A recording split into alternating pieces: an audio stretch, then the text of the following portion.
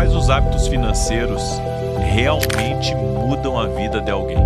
Porque eu vi uma explicação num vídeo teu, onde tu usou a torneira ali, né? Abre a torneira, fecha o ralo. Isso. Essa é boa. Eu aprendi essa dica com o Ricardo, do canal Não Minta Pra Mim, inclusive. Cara, dicas que tem a ver com comportamento. Primeira coisa que eu vou falar. A coisa mais importante para você que quer mudar de vida é você começar a estudar sobre educação financeira. Por quê? Porque quando você estuda sobre educação financeira, você começa a mudar os seus comportamentos. Vou dar um exemplo que aconteceu esses dias. Eu e a minha esposa, a gente estava indo para um casamento no interior. Aí a gente estava dirigindo, eu estava dirigindo, minha esposa no banco do lado. Aí a minha esposa falou, você não acredita no que uma amiga minha fez? Falei, o quê? Ela estava devendo e ela não estava conseguindo pagar e estava pagando o mínimo. Aí ela pegou um outro cartão de crédito para usar o dinheiro do outro cartão para pagar o do outro. E aí começou a dever o outro e hoje ela está com 4 cartões de crédito estourado. Eu falei, meu Deus, sério, que loucura, caramba, né? Terrível. Aí continuamos dirigindo. Aí eu lembrei de um amigo meu e falei, e um amigo meu que financiou um apartamento.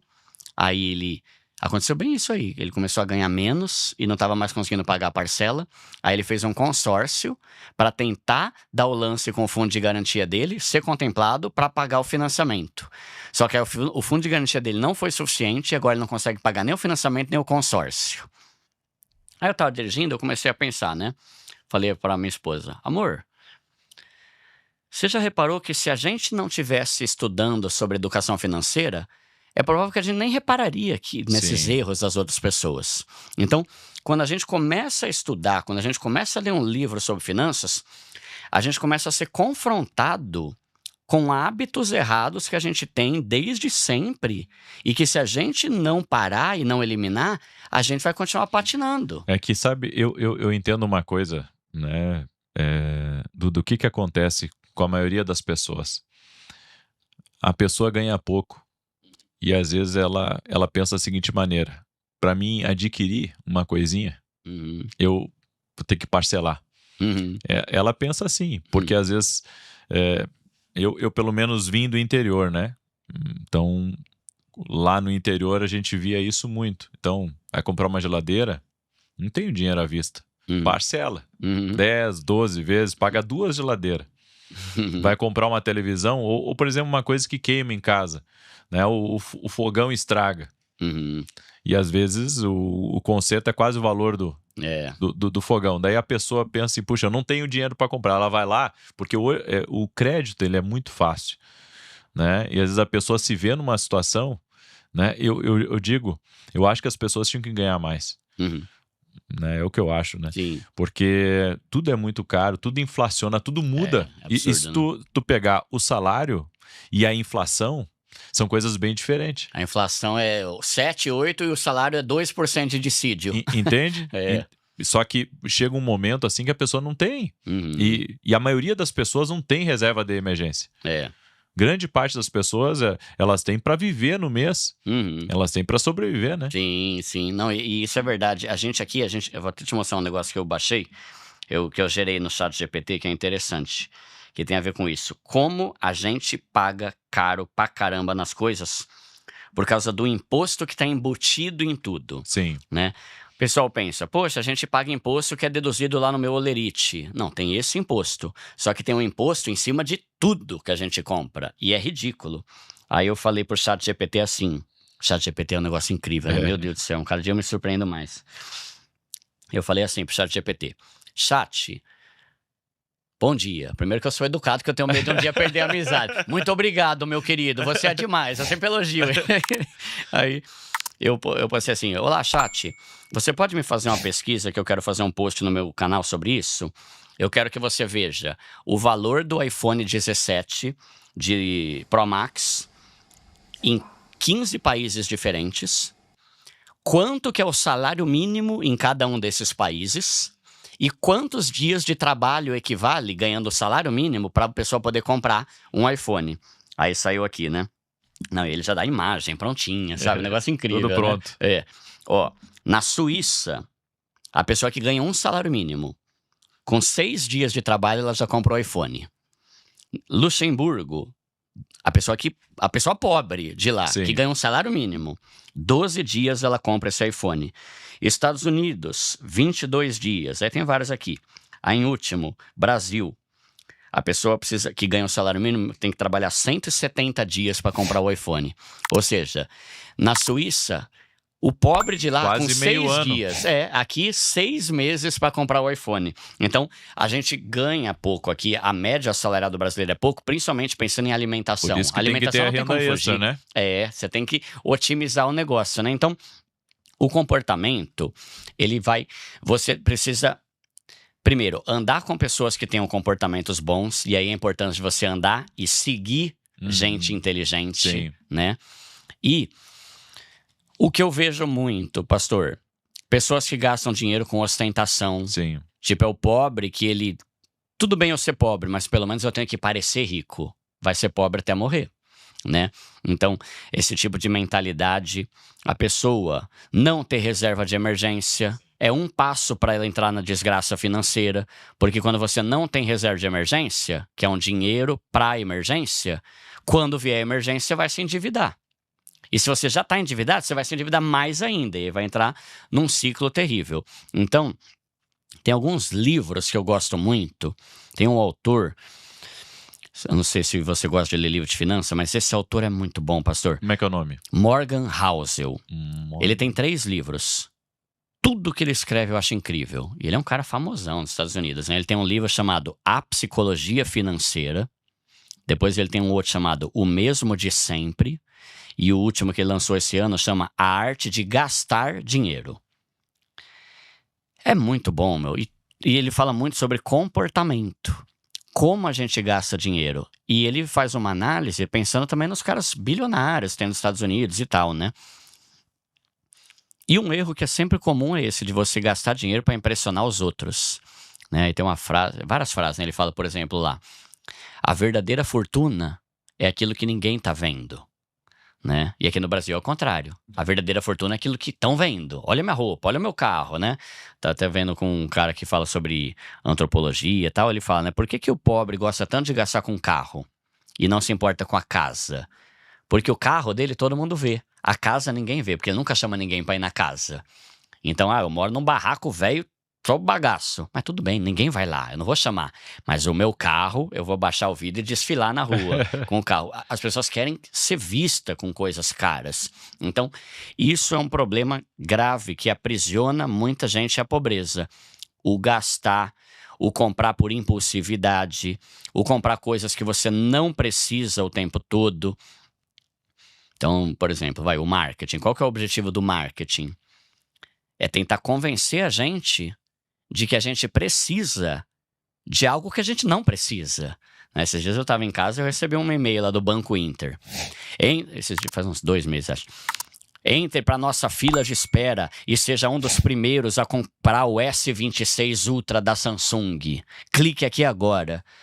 Se é uma pessoa emocionada, ela vai clicar na hora, sem nem pensar, eu preciso de um S26 Ultra ou o meu celular tá bom, né? Então, essa impulsividade, esse autocontrole que a pessoa precisa ter para pensar, é uma necessidade ou é só um desejo? E se é um desejo que vale a pena? É só uma pressão social para que eu tenha isso para ser mais bem visto pelos Porque outros? Porque a sociedade está muito consumista, né? Muito. Extremamente, né? Sim. E aí é engraçado, tem um livro que eu gosto muito chamado O Almanaque de Naval Ravikant. É de graça esse livro, inclusive, em PDF. O autor libera de graça. Ele fala uma frase assim: viver tentando atender às expectativas da sociedade é a verdadeira inimiga da paz de espírito. E ele é um cara super rico. Foi um dos fundadores, criador do Uber, investiu em um monte de empresa no começo lá. E ele fala, se você fica sempre se preocupando em atender às expectativas da sociedade sobre como você tem que gastar o seu dinheiro, você nunca vai ter paz dentro do seu coração, né? Então, são alguns cuidados. Só que aí eu volto a dizer, a gente precisa ler livros, a gente precisa ver podcasts sobre especialistas em finanças comportamentais, para a gente aprender a não errar, porque assim, o brasileiro ganha pouco? Ganha. Só que eu conheço muita gente que ganha 4 mil que não tem dívida. E gente que ganha 8 que tem. Então você vê que nem tudo o problema é o salário. É muitas vezes o comportamento errado, né? O pessoal vai falar que nem sempre o problema é o quanto você ganha. O problema é o quanto você gasta, né? Claro que quem ganha pouco, o problema é o que ganha pouco mesmo. Aí tem que fazer uma renda extra, né? Como sair da pobreza em 1 ano? Em 1 ano. Segundo a Serasa, a média de dívida dos brasileiros fica entre 3 e 4 mil reais. Não é pouco, mas também não é um Deus os acuda, né? Não é um Golias, assim, gigante, né? Então, 4 mil. Vamos pegar 3 mil. No meu canal tem vários influenciadores, ó, vários seguidores que trabalham, aí ganha ali o dinheirinho dele, 3 mil, 4 mil, 2 mil e pouco, sei lá. E eles fazem Uber. Isso aqui vale para cidades maiores, tá? Numa cidade pequena já não é tão fácil, porque tem menos gente. Mas aqui em São Paulo ou Rio de Janeiro, por exemplo, o cara que ele faz Uber das 18 até as 23, ele consegue tirar entre 1.500 e 2.000 reais por mês já líquido. Aí você pensa... Tirando os gastos do carro, de do combustível. Gás, isso, a taxa do Uber e tal. E eu recebo depoimento o tempo todo. E tá lá no meu vídeo. Lá, tem vários vídeos lá que tem comentário, o pessoal escreve, né? Então você pega que o cara ganha... Vamos chutar para baixo. Em vez de 2 mil, vamos botar 1.500 por mês. Em 1 ano, ele consegue juntar 18 mil reais. 18 mil. Ele quita as dívidas dele, que são 3 mil. Ele monta uma reserva de 5 mil e vai finalizar o ano com 10 mil reais investido. Entende? Já é um cenário totalmente diferente de 95% da população brasileira, que está todo lascado, todo endividado, não tem. Já é outro nível. O que ele fez?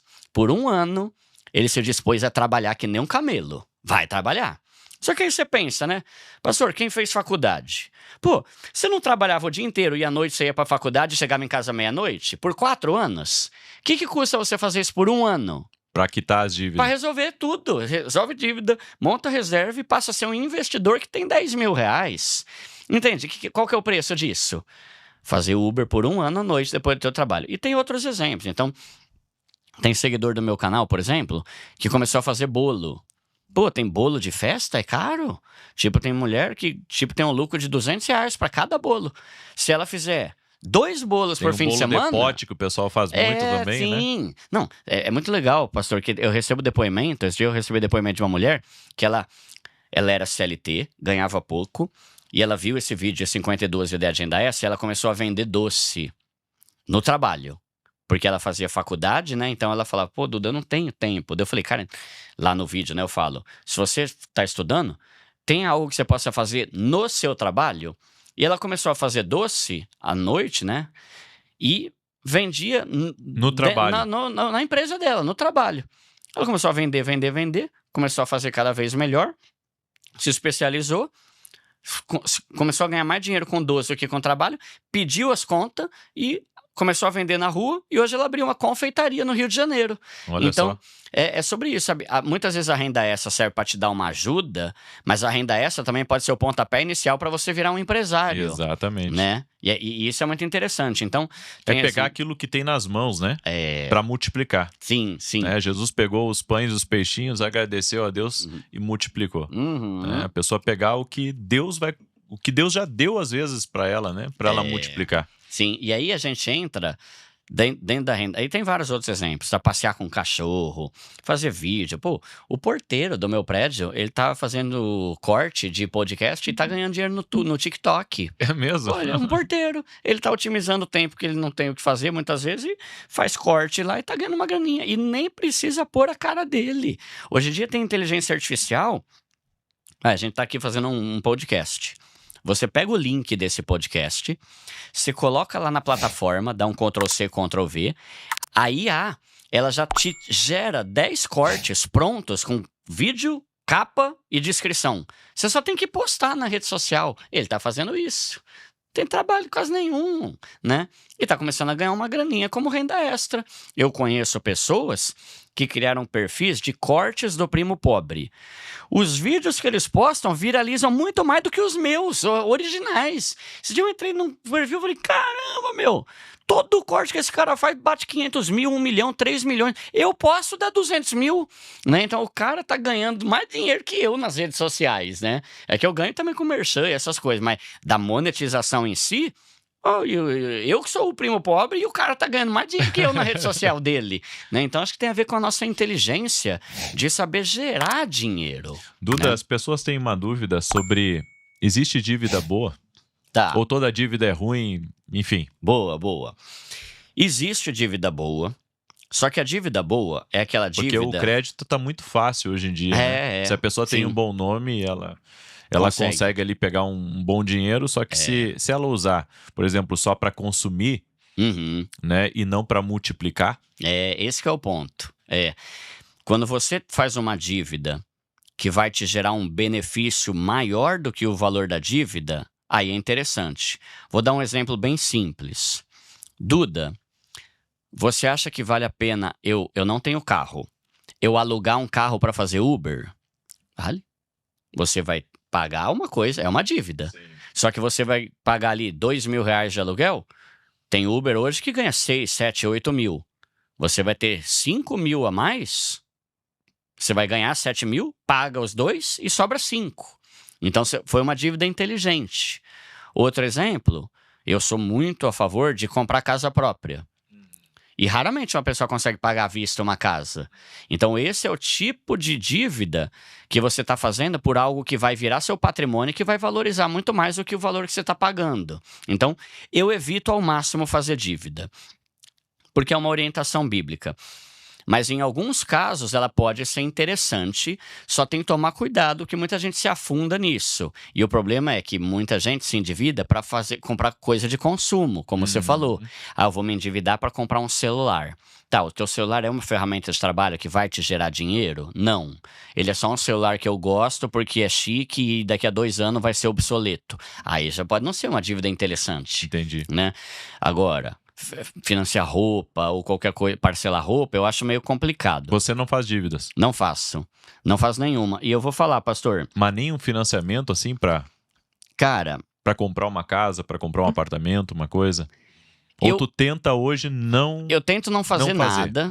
Eu já estou investindo em imóveis. Eu gosto de... quanto eu consigo de desconto se eu pagar esse imóvel à vista? Esse terreno à vista? Entende? Porque eu sei que tem todo um cálculo, pastor. Aqui é uma fala meio polêmica da minha parte, tá? Que eu bato de frente com outros influenciadores em vários assuntos. Porque hoje tá na moda, né? Tá. Em vez de comprar uma casa, é melhor alugar. Né? Sim, esse é um dos que eu bato de frente. Só que tem um detalhe importante aí. Se a pessoa já tem filhos, por exemplo, a casa ela não é só um patrimônio. A casa é uma memória. Uma memória para os filhos, né? Eu acho que tu também pagar algo que tu vai desfrutar, né? E uma coisa que eu sempre tenho para mim é o seguinte: quando tu aluga o que é dos outros, se tu quiser fazer qualquer investimento ali, tu vai perder. E aquilo ali nunca vai ser teu. Fica pro cara. Eu sei que a dívida também é do banco. Né? A casa vai ser do banco enquanto não pagar ela, né? Não quitar ela totalmente. Mas mesmo assim é um pouco tua, né? Sim.